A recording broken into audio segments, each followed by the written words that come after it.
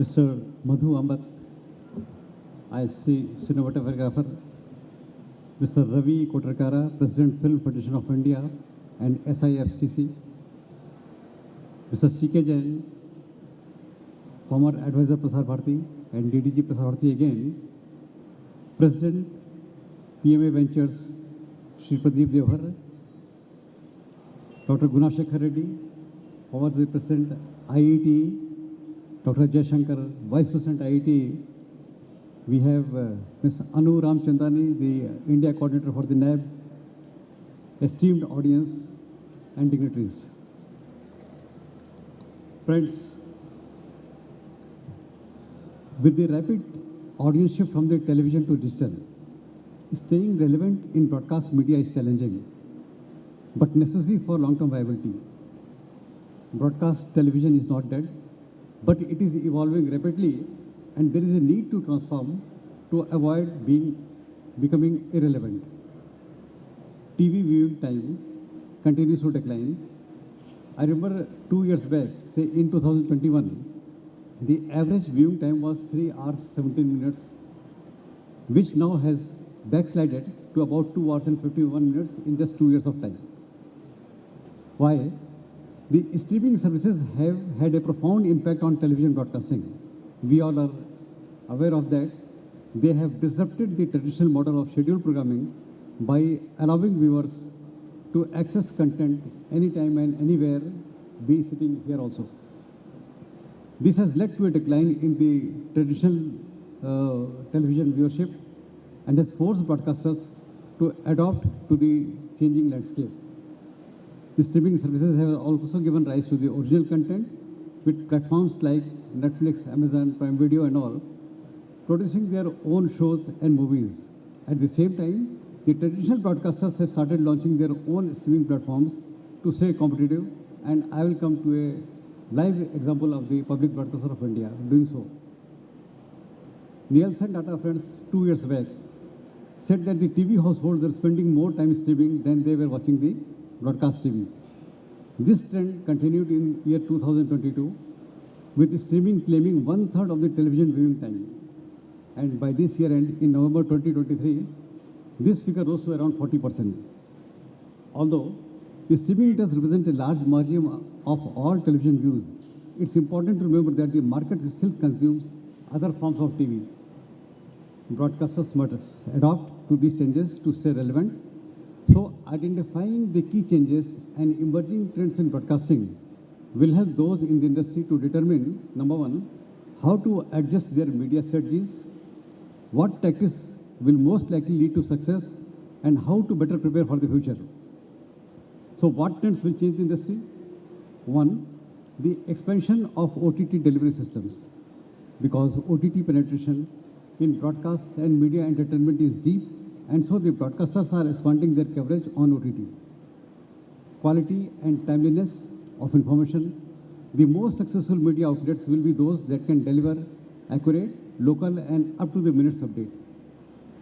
Steady incorporation of digital platforms. Yes, this has altered the workflows. Instead of digital being seen as something that complements the linear, the time has arrived perhaps to consider linear as a supplement of the digital. Broadcasters will need to invest in the right training, compensation and resources, say technology, staffing and all, to facilitate that. And more local programming, the biggest trends will continue to be the content for OTT and social platforms, and more local programming on the broadcast television. So that is the mark. A looming recession in broadcasting era, increased cord cutting, and nothing but opportunity for broadcasters. Audiences are leaving linear platforms more and more often. The streaming usage has surpassed other modes. This trend will only continue to increase, and users to switch from the DTH and the cable to the subscriptions to these cheaper modes like OTT and streaming. Having said that, on the revenues, yes, OTT can be far more lucrative, which benefits your audience moving to off-linear. If you produce enough of the right content, you can rank in the revenue. 2, use your competitive advantage. We all have the core areas. Pairing this expertise with trusted, recognized, on-air talent creates new stories that competitors can't match. Your contents must match the platform. It is not enough just to repost the TV, what TV used to broadcast on its traditional platform. You need to repurpose your content that is specifically formatted for the OTT and takes advantage of the unique features on these platforms and create a content wing. So in accordance with this point one, which I have just celebrated, the public broadcaster of India, Prasar Bharati, has gone for the selection of a master integrator, system integrator for design, development, and implementation operations and maintenance of a OTT platform. Very soon, we shall be hearing that, I think, from January next year, Prasar Bharati, the public broadcaster, shall be having its own OTT platform. The goal is to conceptualize, develop, commission, operate, and maintain an OTT platform that will make its content accessible to all the citizens of India, including those residing in the most remote areas and the global audience also at large. The envisioned OTT platform is expected to deliver a seamless and uninterrupted viewing experience, offering cutting-edge technology to cater to a diverse range of users. The opportunity at hand is to create, manage, and monetize the Prasar Bharati OTT platform, offering a diverse catalog of almost 30,000 hours of content, which is very rich media content, including television shows, movies, documentaries, educational materials, live linear channels, AIR broadcasts, podcasts, and more. With one firm on the board, because we just recently did the tendering process and all, and we have a firm on the board, the master system integrator, the platform strategy provides a phased roadmap with a focus to onboard Prasar Bharati's viewers onto the OTT platform and scale their engagement using formats such as fast and live TV channels in the first 2 years. So this was a bit about the first challenge coming on the OTT penetration in the broadcast and media entertainment sector. 2, the content delivery has to be in multiple formats. It has to be for the big screen, it has to be for the portable devices, it has to be for your laptops, tabs, mobiles and all. 3, the advertisers are shifting towards the digital advertising. Thus, the broadcasters are left out with generation of a high-rich content with a very compressed budget, because most of the traditional advertisers which used to come for the linear TV, they have shifted to the digital. With the advent of the digital technologies, targeted advertising has become more precise and effective. Advertisers can now reach specific demographics and personalize their messages based on viewers' preferences. The rise in the streaming service and on-demand programming has led to the development of an ad-free subscription model, forcing advertisers to find new ways to engage audiences. The 4, influence of the AI in the all fields of interactivity as the key factor. Broadcasting is not left. AI is deeply into the broadcasting, and we know that 94% of the viewers, while watching the television, the traditional television, they have got their handsets in their hand, their mobiles in their hand. So exploiting this habit, yesterday I came across a US company called the Megaphone TV, which is basically into the revenue generation by engaging the audience, monetizing the technology, which is being used worldwide by networks CNN and so many others. It drives viewer engagement and revenue for the broadcasters around the world through the polls, through TV, and through lead generation.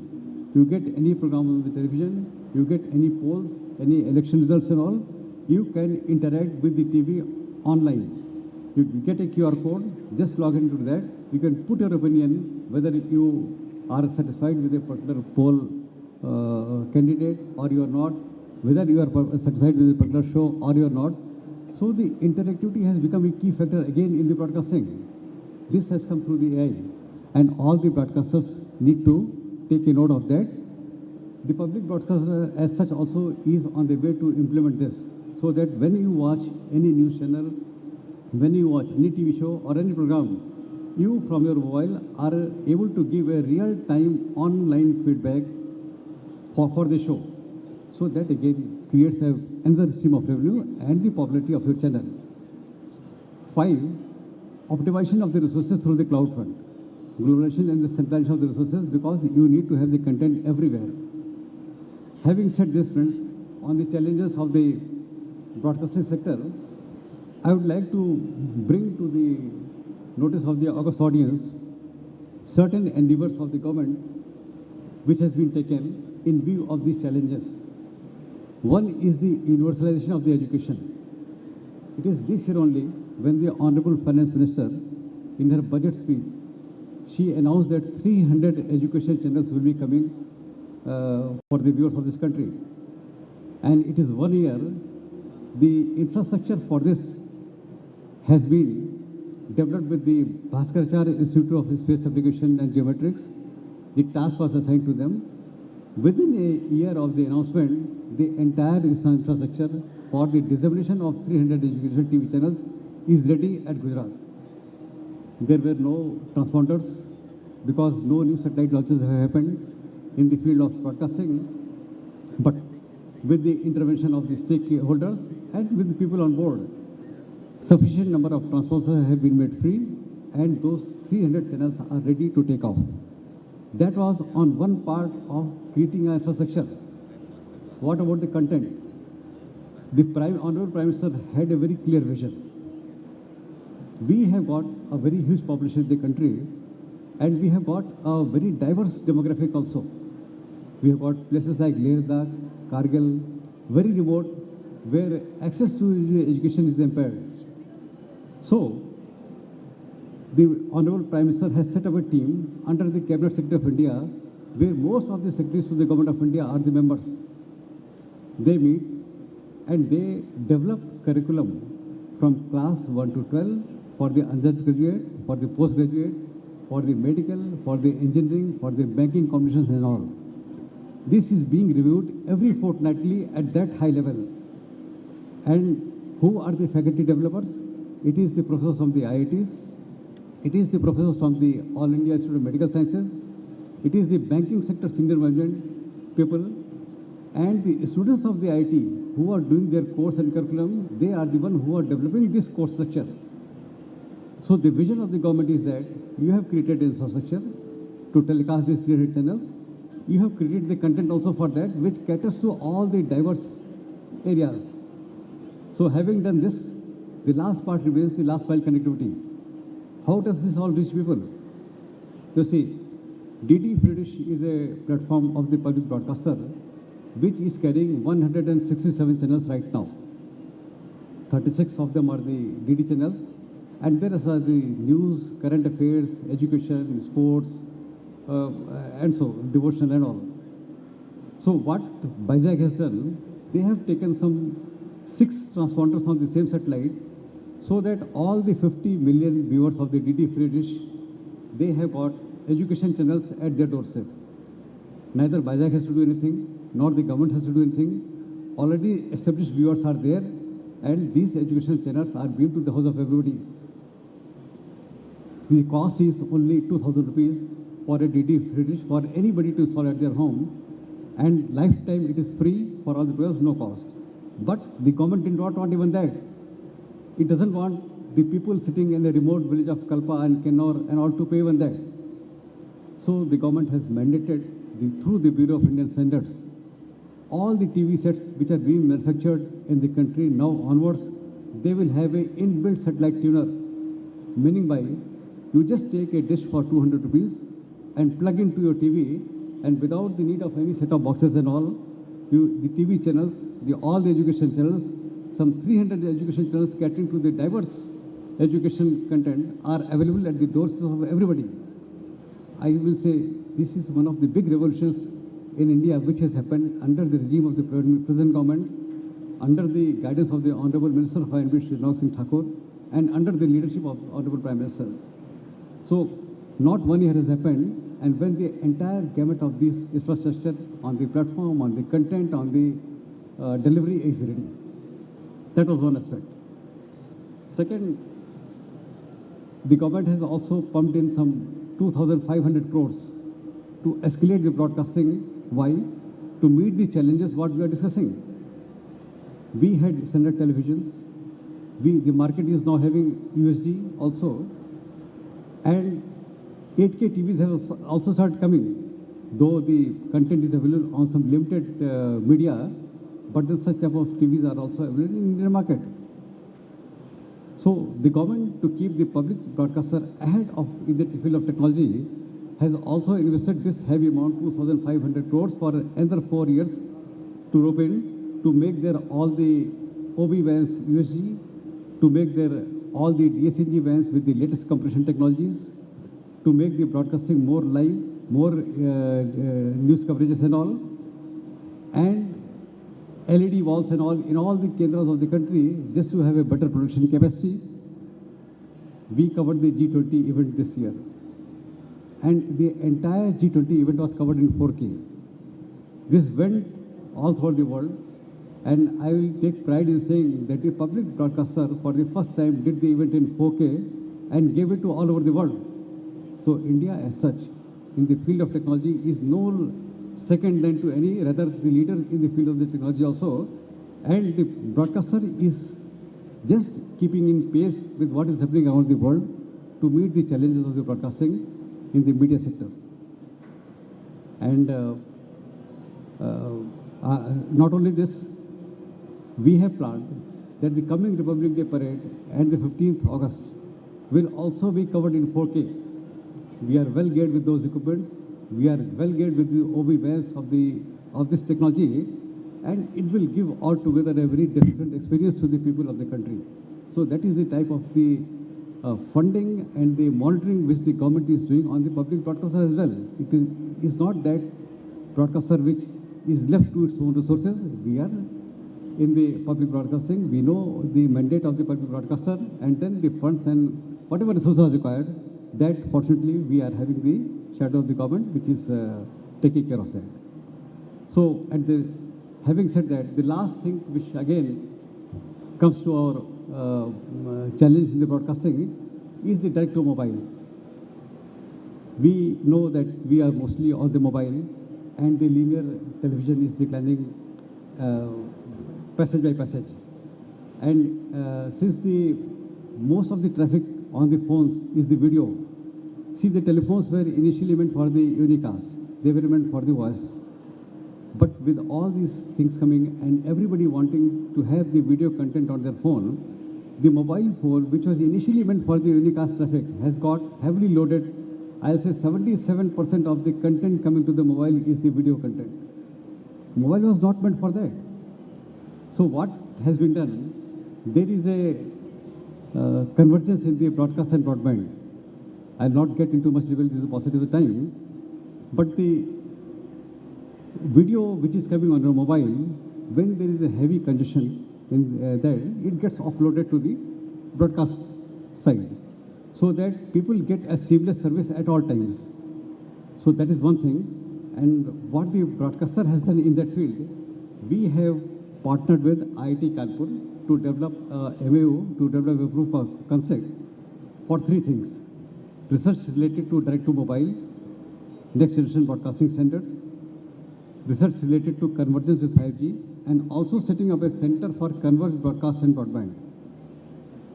4 things. Prasar Bharati shall implement the next generation broadcasting infrastructure using the latest technologies, addressing the direct mobile India-specific standards for the D2M, in line with the emerging global standards and technologies like ATC 3.0, like the 3GPP broadcasting and 5G broadcasting. It is proposed that the entire Prasar Bharati's terrestrial infrastructure, having some 1,400 towers across the country, will be used for streaming the internet, TV and television to the homes. In a converged DTM broadcasting environment, there will be no need to operate parallel infrastructure for DTT or the radio or the internet. This will ensure that the converged infrastructure for digital mobile TV, digital radio and internet streaming will seamlessly move across to the consumers. The DTM broadcast infrastructure will operate independent of the cellular infrastructure. That can operate separately, this will go separately, and both will complement each other. So we can have the accurate TRP statistics, we can have the targeted advertising also, and we can have the disaster alert management also in this.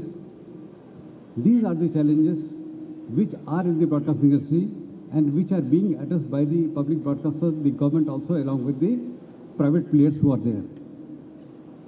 Thanks, my dear friends, for the patient listening. I just wanted to bring a brief glimpse of what is happening and how we are addressing those challenges.